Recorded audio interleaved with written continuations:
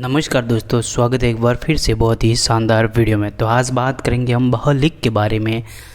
बहलिक जो हिंदू साहित्य में बहलिक साम्राज्य का राजा था।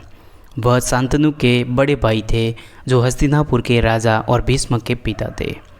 वह कुरुक्षेत्र युद्ध में लड़ने वाले उम्रदाज योद्धा थे। उनके पुत्र सोमदत्त और उनकी पुत्री पौरवी थे।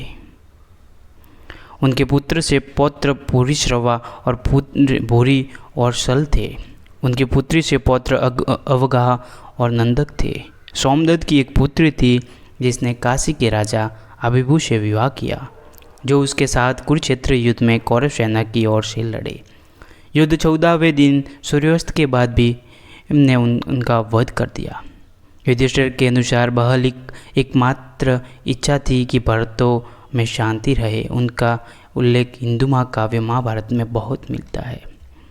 बहलिक हस्तिनापुर के राजा और रानी प्रतीप और उनकी पत्नी सुनंदा के 3 बेटों में से दूसरे नंबर का था।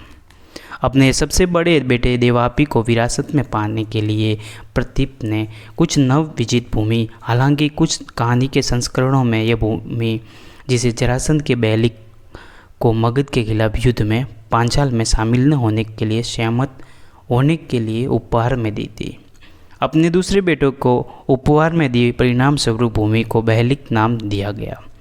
हालांकि कुष्ठ रोग के कारण प्रतीप सबसे बड़े बेटे देवापी ने सिंहासन पर चढ़ने से इनकार कर दिया। तपस्या करने के लिए जंगल में चले गए। शांतनु जब युवराज बने और प्रतीप की मृत्यु के बाद बहलिक के आशीर्वाद से हस्तिनापुर के राजा बने। बहलिक रंगभूमि में मौजूद है, जहाँ कौरव द्रोणाचार्य और कृपाचार्य सीखे गए कौशल दिखाते हैं। वह युधिष्ठिर के युवराज के रूप में नियुक्त के सामने भी मौजूद है। जब युधिष्ठिर सम्राट बनने के लिए राजस्व यज्ञ करते हैं तो यह नकुल ही होता है, जो अपने परदादा के भाई को चुनौती अनुरोध देता है। बहलिका ने स्वेच्छा से युधिष्ठिर को अधिकार को स्वीकार कर लिया। राज्याभिषेक में शामिल होकर उन्हें शुद्ध सोने से बना एक रथ भेंट किया। बहलिका अपने परिवार के साथ दुर्योधन और युधिष्ठिर के बीच पासा के खेल में शामिल हुआ। युद्ध के दौरान बहलिक और उनका राज्य दुर्योधन की तरफ से लड़े थे। भीष्म ने उसे अतिरथी मानते थे। पहले दिन बहलिक ने धृष्टकेतु के खिलाफ युद्ध किया। 9वें दिन भीम ने बहलिक को रथ को नष्ट कर दिया, हालांकि उससे लक्ष्मण कुमार ने बचा लिया। 13वें दिन उन्होंने अभिमन्यु की हत्या में भाग लिया। उन्होंने एक सक्रिय भागीदार के रूप में भी उल्लेख नहीं किया गया। उन्हें एक मूक दर्शक माना जाता है। 14वें दिन उन्होंने उप पांडवों और शिखंडी के खिलाफ एक युद्ध किया, उनका विरोध किया। युद्ध के 14वें दिन बहलिक ने सैन्य बिंदुक का वध कर दिया। इसके बाद सात्विकी ने बहलिका के बेटे सोमदत्त से युद्ध किया, उसे अपने बाणों से बेहोश कर दिया और क्रोधित बहलिका अपने बेटे की सहायता के लिए दौड़ी, लेकिन भीम ने उसे रोक दिया।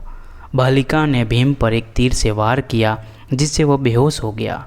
होश में आने पर भीम ने बहलिका के सिर पर गदा से वार किया, जिससे उसकी मौत हो गई। युद्ध बहलिका की वंशावली को समाप्त कर देगा। उसने एकमात्र बच्चे और उत्तराधिकारी सोमदत्त, साथ ही सोमदत्त के सबसे बड़े बेटे भूरिश्रवा सत्यकी द्वारा मारे गए। चतुहृदय संलग्न में भूरिश्रवा के 9 प्रक्षेपित भाई भी मारे जाते हैं।